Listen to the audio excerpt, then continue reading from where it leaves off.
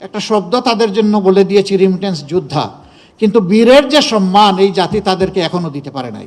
পরিবারকে, দেশকে সাপোর্ট দিতে গিয়ে বিদেশের মাটিতে যখন মারা যায় তখন তার লাশ নিয়ে টানাটানি হয়।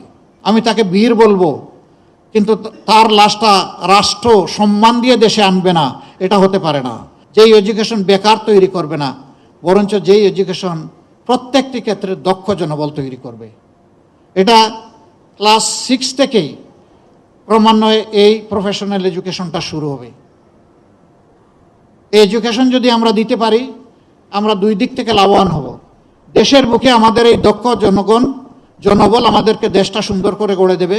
বিদেশে যদি যায়, সে মোর আর্নিং করবে, বেটার পজিশনে থাকবে, তার রিমিটেন্স আসবে দেশে অনেক বেশি। আমরা অবশ্য দুটা রিমিটেন্স চাই। একটা হচ্ছে ফিনান্সিয়াল রিমিটেন্স, যেটা আমাদের ফরেন বিজনেসের চাকা ঘোরানোর জন্য দরকার। এটা দুইভাবে আসে ফরেন একটা হচ্ছে আমাদের এক্সপোর্ট বিজনেসের মাধ্যমে, আরেকটা হলো আমাদের প্রবাসী যোদ্ধাদের মাধ্যমে, যাদেরকে আমরা রিমিটেন্স যোদ্ধা বলি। কিন্তু ওই পর্যন্তই। একটা শব্দ তাদের জন্য বলে দিয়েছি, রিমিটেন্স যোদ্ধা। কিন্তু বীরের যে সম্মান এই জাতি তাদেরকে এখনো দিতে পারে নাই। পরিবারকে, দেশকে সাপোর্ট দিতে গিয়ে বিদেশের মাটিতে যখন মারা যায় তখন তার লাশ নিয়ে টানাটানি হয়। এই লাশটা কে দেশে আনবে? এটি লজ্জার। আমি তাকে বীর বলবো, কিন্তু তার লাশটা রাষ্ট্র সম্মান দিয়ে দেশে আনবে না, এটা হতে পারে না। আমাদের অঙ্গীকার, ইনশাআল্লাহ। আমরা দোয়া করি সবাই বিদেশে গিয়ে সুস্থ থাকুক, সুস্থ হালতে তারা আবার ফিরে আসুক। কিন্তু কেউ যদি বিদেশের মাটিতে ইন্তেকাল করে, তার লাশ রাষ্ট্রীয় দায়িত্বে সম্মানের সাথে বিনা পয়সায় দেশে আনা হবে ইনশাআল্লাহ। এই রিমিটেন্স যোদ্ধারা অনেকে জীবনের সব শক্তি ক্ষয় করে যখন দেশে ফিরে, তখন আবার চোখে অন্ধকার দেখে।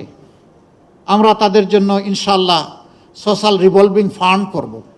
একসময় সে কিছু কিছু কন্ট্রিবিউট করবে, পরবর্তী পর্যায়ে সমপরিমাণ সরকার থেকে কন্ট্রিবিউট করে সে যখন অবসর জীবনে চলে আসবে, তখন তার হাতে ইনশাআল্লাহ আমরা একটা কিছু তুলে দেব। তাহলে হতাশার অভিশাপ তাকে পাবে না ইনশাআল্লাহ। আমরা আমাদের যুবকদেরকে বলেছি, অবশ্যই তোমাদেরকে আমরা বেকার ভাতা দিতে পারবো না। আমরা বিশ্বাস করি বেকার ভাতা তোমাদেরকে অপমান করার শামিল। আমরা তোমাদের হাতে কাজ তুলে দেব, ভাতা নয়। তোমরা কাজ দিয়ে নিজেদেরকে গড়বা, দেশটাকে গড়বা। আমরা আমাদের যুবকদেরকে কিভাবে দেখতে চাই? আমাদের যুব সমাজকে বাংলাদেশ নামক উড়োজাহাজের ককপিটে দেখতে চাই।